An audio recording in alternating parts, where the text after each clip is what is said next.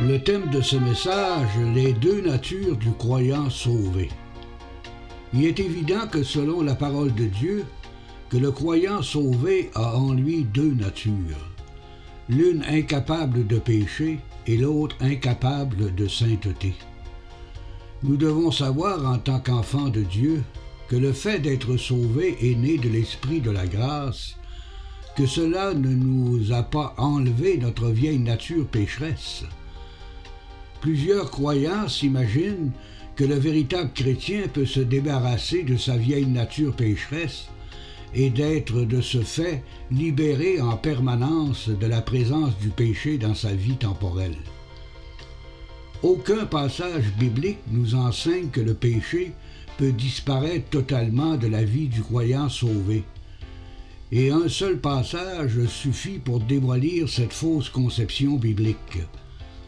Dans la première épître de Jean, au chapitre 1 et le verset 8, il est écrit « Si nous disons que nous n'avons pas de péché, nous nous séduisons nous-mêmes et la vérité n'est point en nous. » Donc d'après ce passage, il est impossible pour un croyant de s'imaginer qu'un jour il sera totalement libéré de sa vieille nature pécheresse.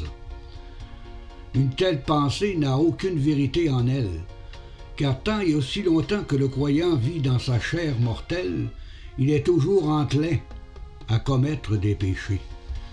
Il est écrit dans la première épître de Jean au chapitre 1 et le verset 10, « Si nous disons que nous n'avons pas de péché, nous le faisons menteur, et sa parole n'est point en nous. » Pourtant, malgré une telle révélation de la parole de Dieu, plusieurs croyants mal affermis dans la vérité passent une partie de leur vie à mettre leurs efforts à vouloir éliminer le péché de leur vie temporelle. Par cette pratique non biblique, ces croyants sont continuellement désappointés de leur comportement. Ils vivent de déception en déception, étant incapables de dompter leur chair mortelle. Sachez une chose, que le pire ennemi du croyant, c'est souvent sa propre chair, car il est écrit dans l'Épître aux Galates, au chapitre 5 et le verset 17, « Car la chair a des désirs contraires à ceux de l'esprit, et l'esprit en a de contraires à ceux de la chair.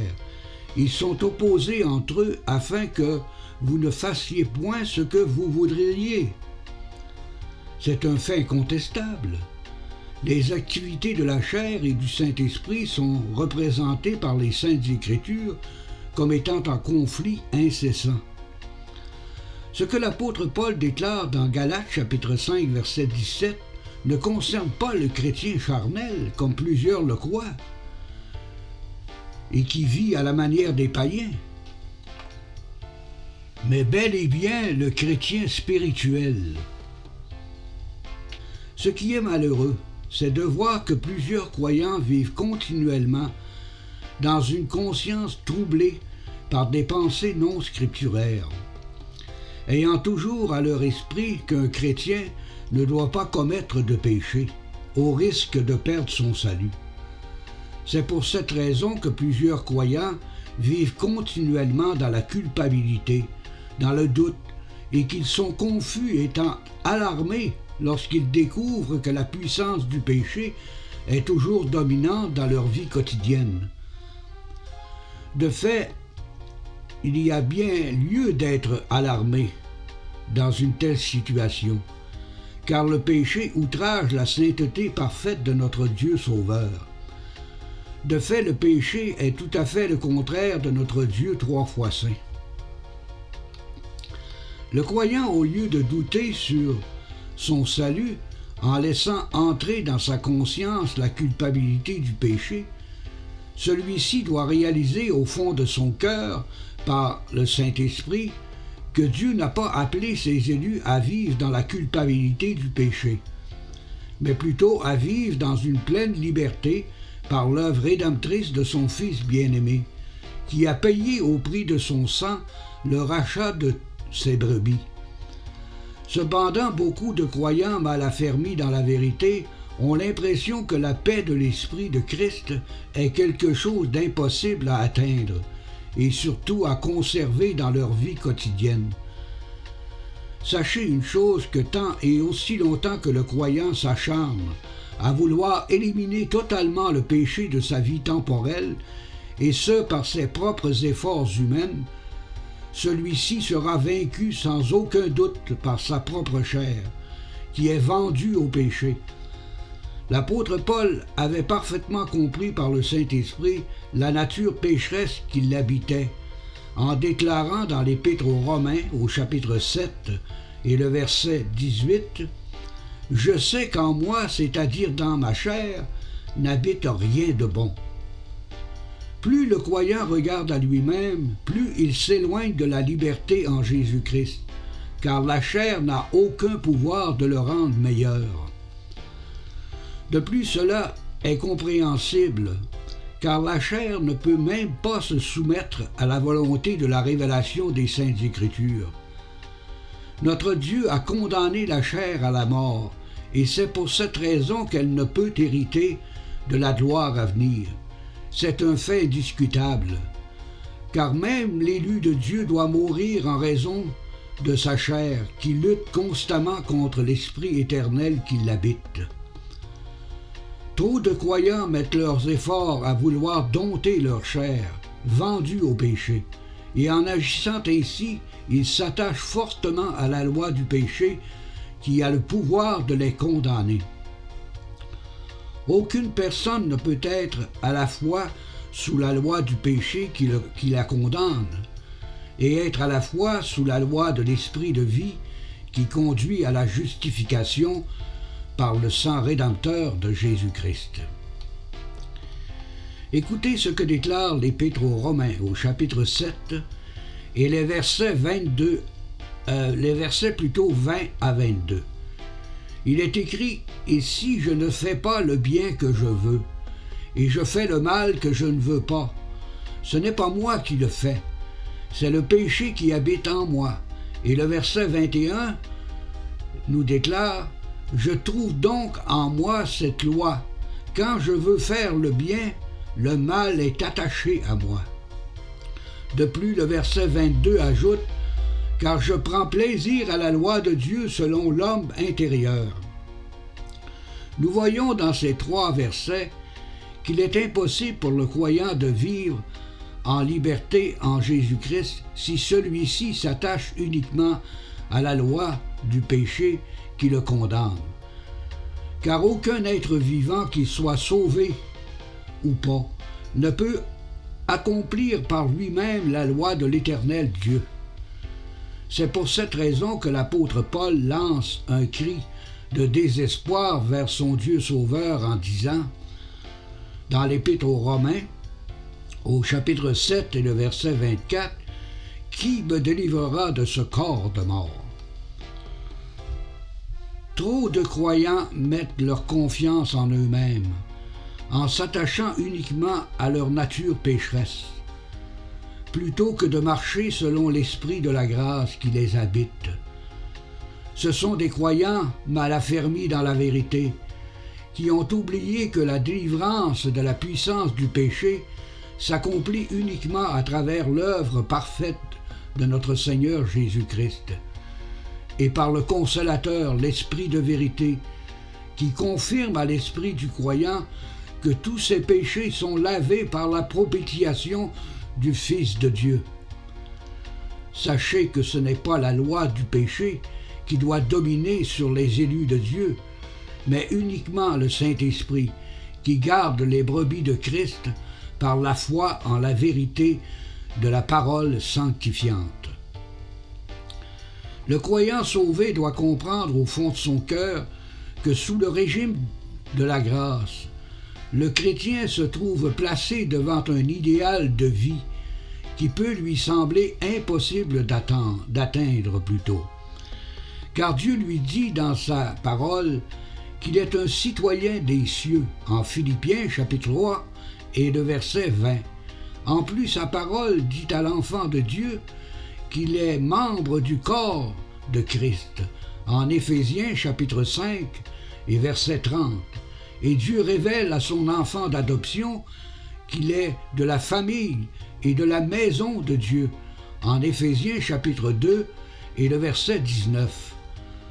Vous avouerez que notre Dieu a placé la barre très haute en nous confirmant de telles vérités, à nous qui habitons dans un corps mortel et toujours enclins au péché. Même si la vérité de Dieu concernant la position de ses élus peut apparaître aux croyants comme étant très haute à atteindre, celui-ci est appelé à agir conformément à ces trois révélations concernant la position des enfants de Dieu. Ces trois positions sont célestes, car il s'agit d'une manière de vivre qui est surnaturelle. Car seul le Saint-Esprit peut conduire les brebis de Christ dans l'obéissance de la vérité de la parole.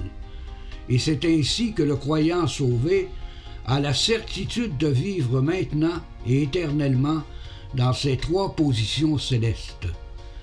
Et ce, même s'il vit dans un corps mortel et sur une terre appelée à disparaître devant les yeux de l'Éternel Dieu.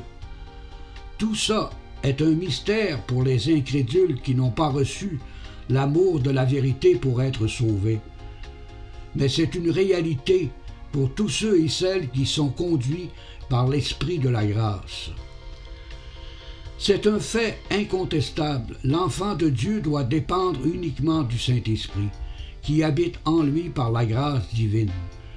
Car il est écrit dans l'Épître aux Éphésiens, au chapitre 6 et le verset 10, « Au reste, fortifiez-vous dans le Seigneur et par sa force toute puissante. » C'est ici la deuxième nature qui habite le croyant sauvé, car le croyant peut tout par celui qui le fortifie. Toute victoire sur le péché, toute compréhension de la vérité que le croyant vit en ce monde, lui vient du fait qu'il est un enfant de Dieu, né de l'Esprit de la grâce. De plus, le croyant a vaincu cette puissance du péché, non en raison de ses efforts à éliminer sa nature pécheresse qui l'habite, mais par celui qui est en lui pour l'éternité. La puissance de son Sauveur le libère de la loi du péché, parce que le Seigneur de sa vie l'a accompli pour lui. Car il est écrit dans l'Épître aux Romains au chapitre 10 et le verset 4, « Car Christ est la fin de la loi pour la justification de tous ceux qui croient. » Le croyant non seulement a la victoire sur la loi du péché, mais il a aussi la victoire par le Christ sur le diable et sur ses ennemis visibles et invisibles. Car il est écrit dans la première épître de Jean, au chapitre 4 et le verset 4, « Vous êtes de Dieu, et vous les avez vaincus, parce que celui qui est en vous est plus grand que celui qui est dans le monde. » Comme vous l'avez constaté par ce message d'enseignement, le chrétien sauvé a en lui une ancienne nature rebelle à toute discipline face aux ordonnances de la parole de Dieu. Il ne peut donc se fier à lui-même pour régler le problème de sa nature pécheresse, mais il doit marcher selon l'Esprit de la grâce, qui lui accorde une nouvelle capacité de compréhension face aux saintes Écritures. C'est ainsi qu'il pourra saisir en son cœur la volonté de Dieu à son égard. Toutes les richesses de la grâce divine reposent sur l'œuvre parfaite de notre Sauveur et Seigneur Jésus-Christ. Et l'amour que le Père a pour son Fils bien-aimé est le même amour qui est versé dans le cœur de ses élus. Car il est écrit en Romains chapitre 5 et le verset 5, « Or l'espérance ne trompe point, parce que l'amour de Dieu est répandu dans nos cœurs par le Saint-Esprit qui nous a été donné. » Toi qui as écouté ce message, donnes-tu vraiment toute la place à Jésus-Christ dans ta vie? Ou passes-tu ton temps à vouloir t'améliorer toi-même? Toi seul peux répondre à cette question si tu es vraiment sincère devant ton Dieu Sauveur. Toi qui as écouté ce message d'enseignement et qui connais le Dieu véritable qu'est le Christ par son esprit de vie, laisse le Seigneur de ton salut agir en toi et n'essaie surtout pas de t'améliorer toi-même, car tu n'as aucun pouvoir en toi qui puisse te libérer de la puissance du péché, tant et aussi longtemps que tu vivras en ton corps mortel. Car un seul a tout pouvoir sur toi, et non seulement sur toi, mais également sur toutes les puissances invisibles qui luttent contre les véritables chrétiens nés de l'Esprit. Celui qui est venu chercher ses frères et ses sœurs, que le Père avait élus avant la fondation du monde, pour célébrer sa propre gloire dans la félicité éternelle, tout ça est déjà accompli, car personne ne nous ravira de la main puissante de notre Dieu Sauveur, notre Seigneur Jésus-Christ. Amen.